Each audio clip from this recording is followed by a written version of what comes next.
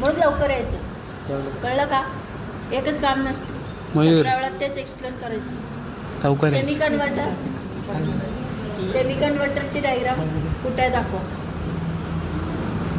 गेली कन्व्हर्टर मध्ये काय असतं आणि फुल कन्व्हर्टर मध्ये काय असतं? फुल कन्व्हर्टर मध्ये काय असतं? 4 SCR 2 आणि 2 असतं. ठीक आहे. मग आता याच्यामध्ये फक्त सेमी मध्ये रिप्लेस होतं तिथं डायोड. ठीक आहे. हा पार्ट तुमचा मल्टीसिम सारखाच आहे, पण थोडंसं हातात बसायला वेळ लागतो. म्हणजे का तर आता तिथे का सगळे कॉम्पोनंट दिलेले आहेत आपल्याला. इथे कुठले ग्राउंड आहे, ठीक आहे. हा काय resistor, inductor, capacitor, diode, SCR, MOSFET switch, IGBT switch, single phase diode bridge, 3 phase diode bridge. Okay. आणि आता आपण गेट पल्स देतो ना, गेट पल्स हे सगळे तुम्हाला कळून जाईल तिथं. ठीक आहे. नाव त्या मग काय कळलं नाही म्हणता ना परत. मग आता 3rd इयरला आहे, तुम्हाला लॉजिक वापरायला पाहिजे. कुठलीही सिम्युलेशन दिलं तरी तुम्हाला करता आलं पाहिजे. ठीक आहे. तर 2nd इयरला नाही आहे, 2nd इयरला असतं तर सगळं शिकवावं लागतं. ओके. आता हे झालं. आता मला काय घ्यायचं, फुल कन्व्हर्टर करायचं. तर मग मी काय करणार, हा घेणार, बरोबर. आणि हा सारखं येत राहतो म्हणून नसतं करायचं. तर मल्टीसिम सारखं नाही येते, एकदा गेला आणि परत दुसऱ्यांदा, बरोबर आहे. जोपर्यंत तुम्हाला पाहिजे तोपर्यंत. तुम्हाला 4 पाहिजेत म्हणून एकाच वेळी घ्यायचं, संपले आणि एस्केप करून टाकायचं, बरोबर आहे. एस्केप करायचं सगळ्या गोष्टीला. आता मला याला रोटेट करायचं तर एडिटमध्ये जावं, आधी सिलेक्ट करून घ्यायचं, एडिटमध्ये जायचं आणि तो रोटेट करायचा आपल्याला पाहिजे तसं रोटेट. परत एडिटमध्ये जायचं आणि परत रोटेट कुठे गेला, खाली खाली खाली अजून खाली अजून खाली. शाबाश. परत रोटेट. आणि तो आपला सरळ यूज आपला. ठीक आहे. हे तुम्ही रोटेट प्रत्येकाला करा, किंवा तुम्ही असं केलं तर चालतं, त्याला कॉपी केलं प्रत्येक वेळेला तरी ते पण चालतं. कॉपी पेस्ट ठीक आहे. आता मला काय करायचं आहे,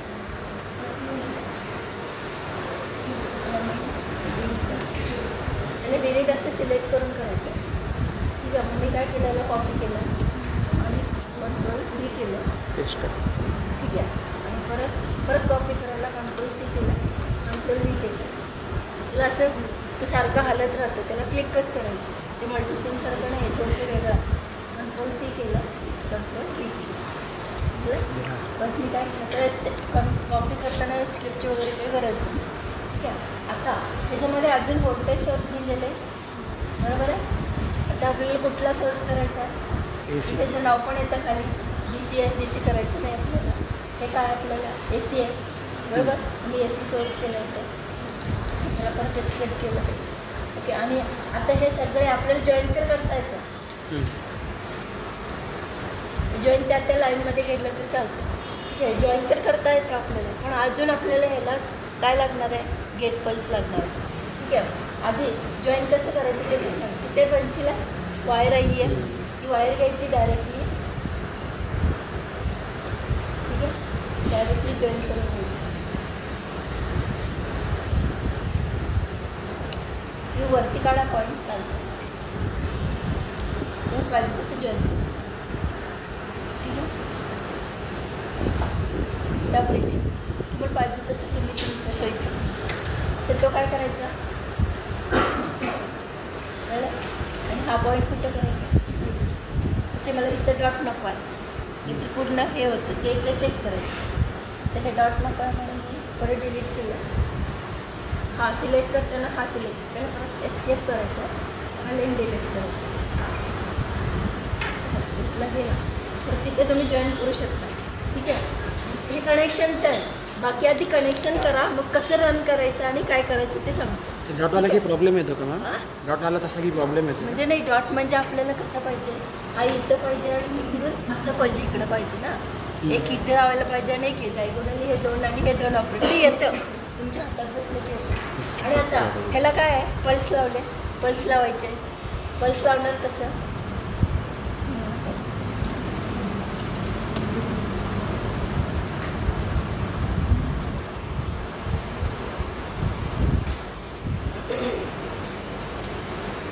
पल्स लावायचे. पल्स लावल्याशिवाय आपण होत नाही. हे आहे ना, पल्स घ्यायचे. इथे एक पल्स आहे, त्याला रोटेट केलं तरी चालतं किंवा तसंच केलं. आता हे पल्स आहे ना, हे मी परत वायरने याला जॉईन केलं.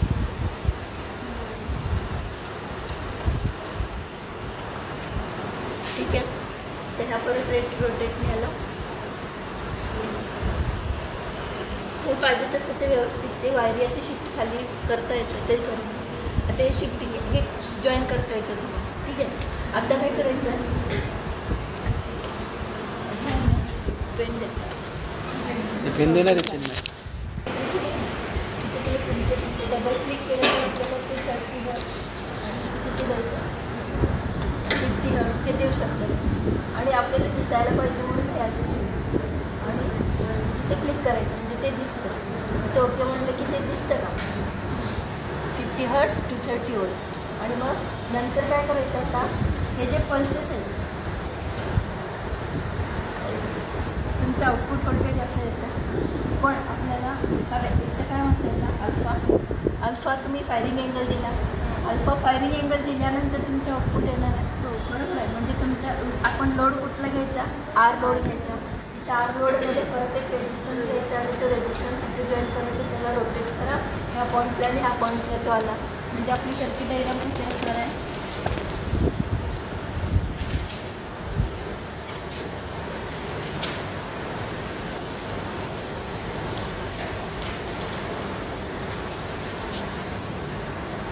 आणि इथे काय तुमचे पल्सेसचे बॉक्सेस. आता हे पल्सेसमध्ये कसं सिलेक्ट करायचं, आपली फ्रिक्वेन्सी तर नेहमी किती आहे 50 हर्ट्ज आहे. आता तुमचा अल्फा मी किती ते 30 डिग्री केलं आहे.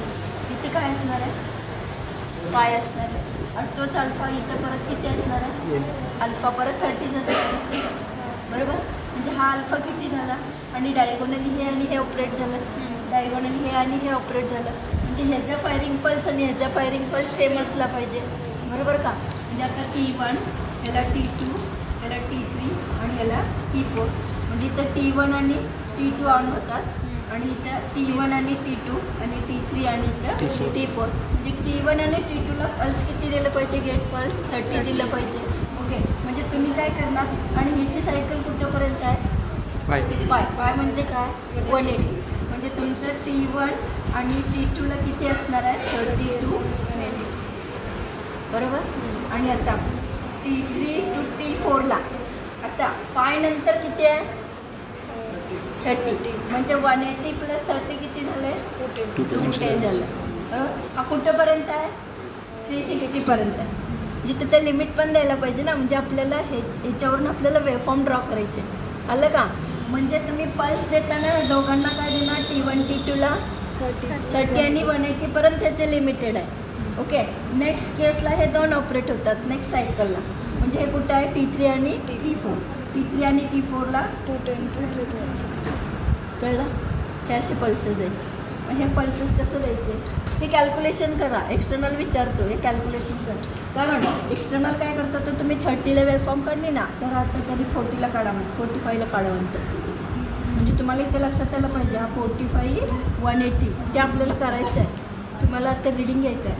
हा 45 180 आणि मग 180मध्ये +45 ॲड करायचं आणि तो आणि लास्टचा काय आहे 360. कळलं. आता एक्सटर्नल म्हटलं मला 60चा कर 90चं कर 135चं कर हे करता आलं पाहिजे. कळलं का. म्हणजे सुरुवातीला हा 60 घेतला तर 180 + 60 आणि लास्टचं 360च असणार आहे आणि इथलं 180. ही पल्स एवढ्यालाच असणार आहे ही पल्स. हे कळलं का. म्हणजे तो आपल्याला एक चार्ट बनवायचा आहे. तुमचा अल्फा 30 असताना 45 असताना 60 असताना 90 असताना 135 असताना आणि 180 असताना. कळलं. त्यावेळेला तुमचा व्होल्टेज किती आहे हे काढायचं आणि हे मॅच करायचं. हे प्रॅक्टिकली झालं आणि हे थेरॉटिकली प्रूफ करायचं. ठीक आहे. हॅलो. हां सर. VDC कसं चेक करायचा हे झालं.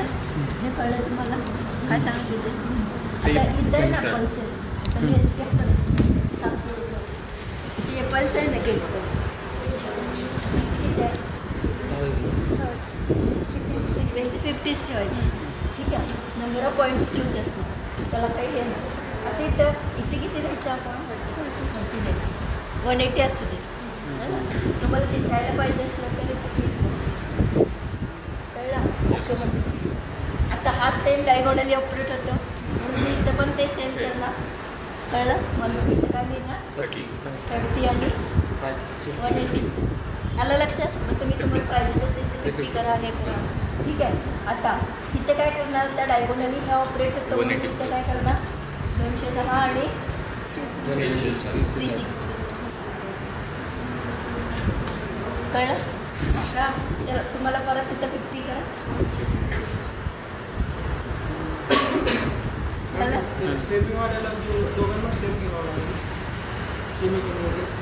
सेमी कन्वर्ट झाला नाही.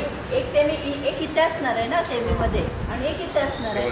मग हा डायगोनल इकडे होतो ना, ह्याला आणि ह्याला वेगळा. आता हा सेमी म्हणून पकडा ना. आता मी इथे डायोड केली, इथे डायोड केली, ते दोघांचे वेगळे आहे ना. डायोडला काही द्यायची गरज नाही, पण देताना तुम्ही असंच द्यायचं. आता तुम्ही काय केलं? पल्स देताना इथं आपण एक्स्ट्रा ॲड केलेलं आहे, तिथे ॲड करायची काहीच गरज नाही. तिथे डायोड येणार आपला. बरोबर? आता तुम्हाला जे द्यायचं आहे ते इथं 30 दिलं तर इथं 210 प्लस 360. कळलं का? हे असं द्यायचं आणि तो डिस्प्ले करा म्हणजे ते दिसतं आपल्या लक्षात येतं. हे झालं की मग तो रन करायचा.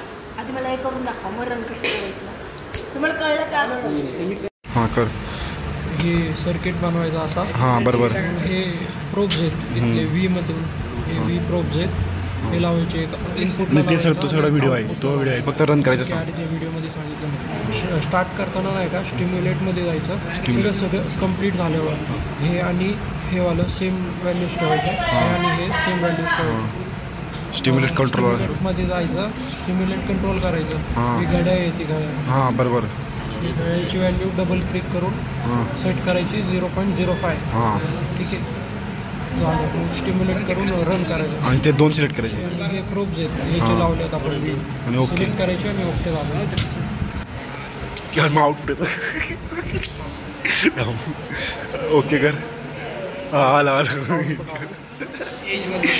हां. आता काय करायचं? एक रीडिंग झाली. दुसरी रीडिंग सांगितली मॅडमने जेव्हा, तर इथं जर 60 सांगितली, इथं 60 ठेवायचं 30च्या जागेवर.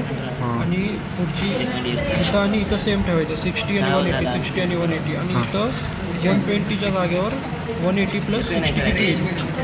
210 प्लस 60 ना? नाही 180 प्लस 60 का? 240. 140 ठेवायची. 240 हां 240. हां. त्यासाठी आपण स्क्रीनशॉट घेतला नाही.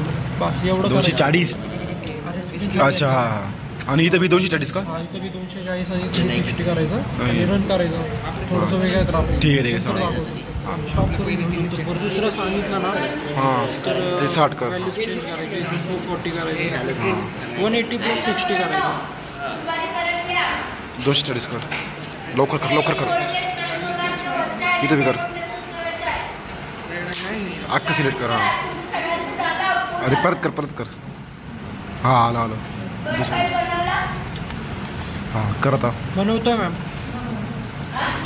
बनवतोय. स्टिम्युलेट कर. हे आधी क्लोज करायचा नाहीतर दोनच आउटपुट येतो. ओके ठीक आहे. मेन पॉईंट आहे. ओके झालं. आउटपुट हे थोडी वेगळी वेगळी वेगळी. हां ठीक आहे चल.